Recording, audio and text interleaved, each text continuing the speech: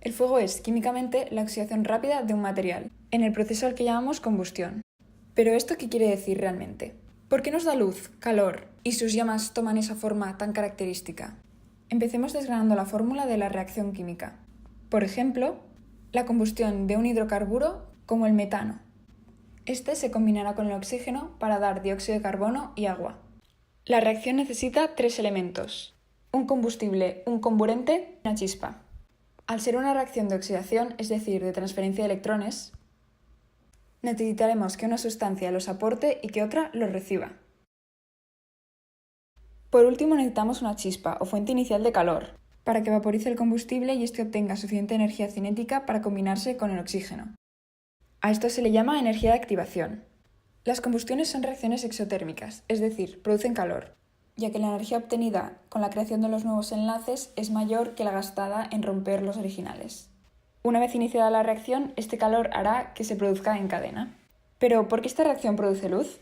Algunos electrones de las capas externas de los átomos se excitarán a niveles superiores de más energía y dejarán ir esta energía en forma de fotón.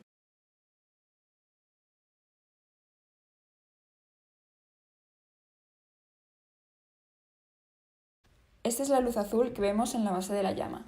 Sin embargo, la mayoría de luz visible no procede de aquí. En las combustiones incompletas, las más usuales, hay otros subproductos, como por ejemplo átomos de carbono que no se combinan con el oxígeno y se agrupan entre ellos. Estos, con el calor, se vuelven incandescentes y emiten luz.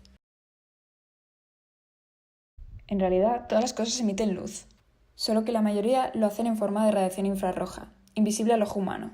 Al aumentar la temperatura tendrá más energía y pasaremos al espectro de lo visible.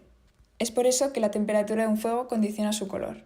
Este aumento de temperatura, al trabajar con gases, también provocará un aumento de volumen y, por tanto, una disminución de la densidad. A causa de la gravedad, el aire menos denso se elevará y será reemplazado por uno más denso, que aportará además nuevo oxígeno. A este efecto lo llamamos convección.